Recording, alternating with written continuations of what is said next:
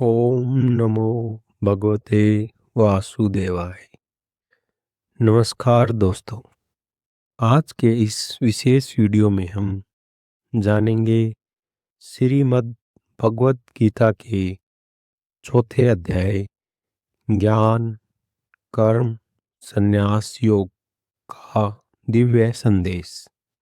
यह अध्याय हमें सिखाता है कि सच्चा संन्यास कर्म छोड़ने में नहीं बल्कि ज्ञान के साथ बिना आसक्ति के कर्म करने में है।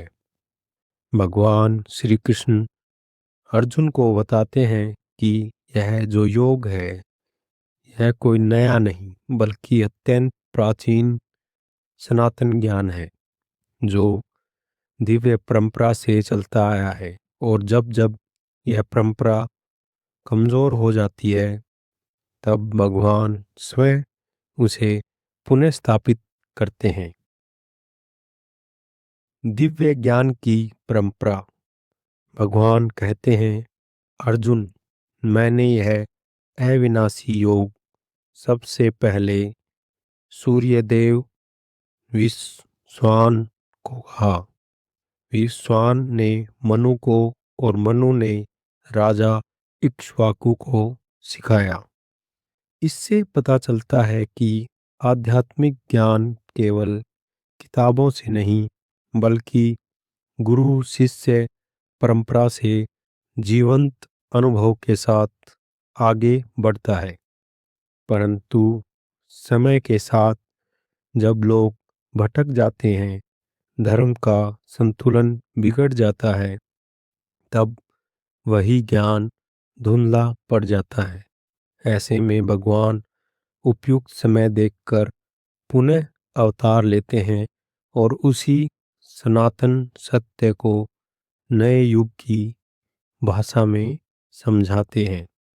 जैसे आज हम भी भटके हुए मन से सही दिशा की खोज में हैं, वैसे ही अर्जुन भी युद्ध भूमि में द्वंद्व में था।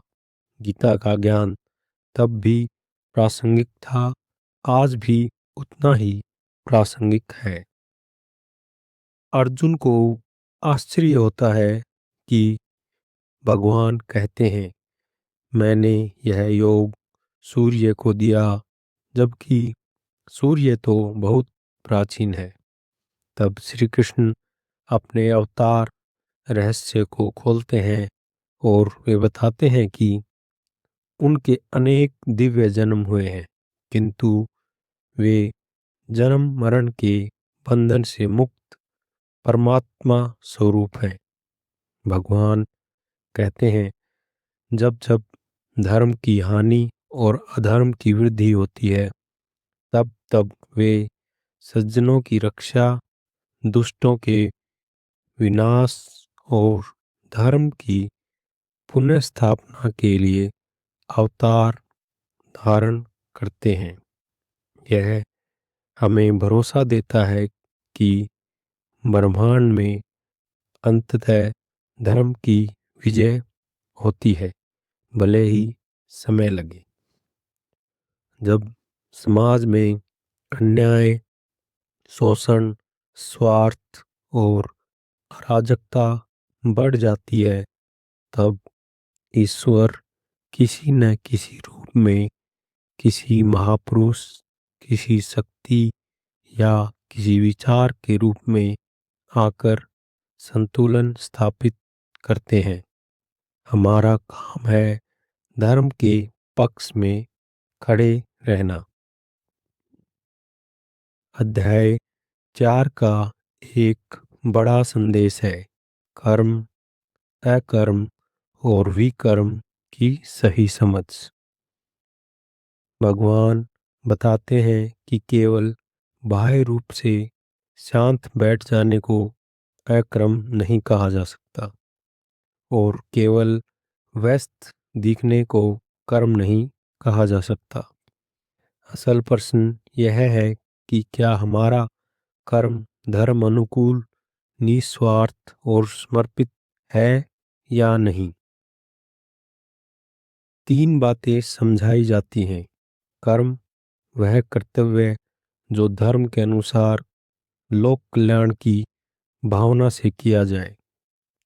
अकर्म भीतर से साक्षी भाव में स्थिर रहकर कर्म करते हुए भी मैं करता हूँ की भावना न रखना।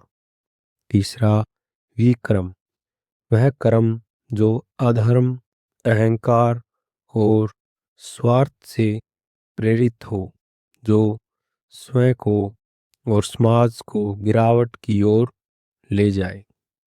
भगवान यह भी बताते हैं कि सच्चा ज्ञानी हर कर्म को यज्ञ रूप में देखता है, अर्थात वह अपने स्वार्थ को समर्पित करके अपने कर्म को एक उच्च आदेश के लिए अर्पित कर देता है। तब कर्म बंधन नहीं बनता, बल्कि मुक्ति का साधन हो जाता है। जैसे कि डॉक्टर, शिक्षक, किसान, गृहिणी जो भी अपना काम ईमानदारी, समर्पण और सेवा भाव से करता है, वह वास्तव में यज्ञ कर रहा होता है। चाहे ऑफिस हो या घर, अगर भीतर भावना हो कि यह सब भगवान को अर्पित है, तो वही कर्म योग बन जाता है। इस अध्याय में कई प्रकार के यज्ञों का उल्लेख है। इंद्रियों का संयम, प्राणायाम, दान, तप इत्यादि। लेकिन निष्कर्ष यह दिया जाता है कि ज्ञान यज्ञ सबसे श्रेष्ठ है, क्योंकि दूसरी सारी साधनाएं अंततः हमें सही ज्ञान तक ही ले जाने के लिए हैं। जैसे नदियां सागर तक पहुंचती हैं। भगवान बताते हैं कि जब ज्ञान की अग्नि प्रज्वलित होती है, तब वह पुराने संचित कर्मों के बंधन को जला देती है और साधक को भीतर से हल्का कर देती है। ऐसे व्यक्ति भय, क्रोध और आसक्ति से मुक्त होकर शांत, स्थिर और संतुलित जीवन जी सकते हैं। आज सूचना का अभाव नहीं है, सही ज्ञान का अभाव है। ज्ञान यज्ञ का अर्थ है अपने अहंकार, भ्रम और गलत धारणाओं को सच के सामने अर्पित कर देना। जैसे जैसे सही दृष्टि आती है, वैसे वैसे हमारे कर्म की सतह शुद्ध हो जाते हैं। अध्याय 4 का एक महत्वपूर्ण श्लोक गुरु शिष्य संबंध पर है। उसमें कहा गया है कि तत्वर्षी गुरु के पास विनम्रता, सेवा और श्रद्धा के साथ जाओ, प्रश्न करो और उसके अनुभव को ज्ञान के रूप में ग्रहण करो। यहाँ 3 बातें बताई जाती हैं। सच्चा विद्यार्थी केवल जानकारी जमा नहीं करता, वह अपने जीवन को बदलने की तैयारी लेकर जाता है।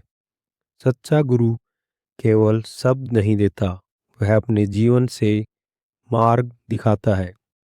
श्रद्धा, विनम्रता, सेवा भाव से प्राप्त ज्ञान गहरा और जीवन पर्यंत साथ रहता है।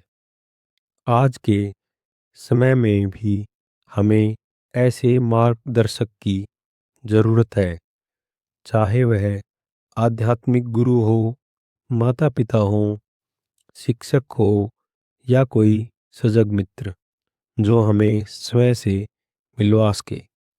गीता कहती है, सही मार्गदर्शन और सही प्रयत्न से कोई भी साधक ज्ञान को पा सकता है।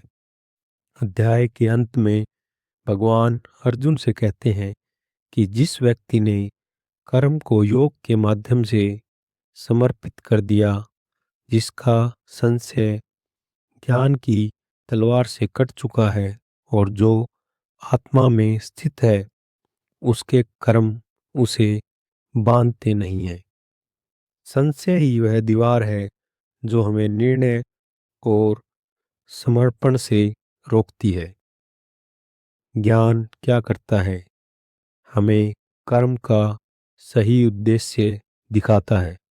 हमें यह समझ देता है कि हम केवल शरीर, मन नहीं, उससे परे शुद्ध आत्मा है। और जब यह अनुभूति गहरी होती है तब जीवन के उतार चढ़ाव भी हमें भीतर से हिला नहीं पाते। मित्रों, गीता का चौथा अध्याय हमें सिखाता है कि ज्ञान के बिना कर्म अंधेरी दौड़ है। कर्म के बिना ज्ञान अधूरा है और दोनों के बिना संन्यास केवल आडंबर है। सच्चा मार्ग यह है कि हम सही ज्ञान प्राप्त करें, अपने कर्तव्य को निष्ठा से करें और परिणाम को ईश्वर पर छोड़ दें। इसी में शांति है, इसी में मुक्ति है।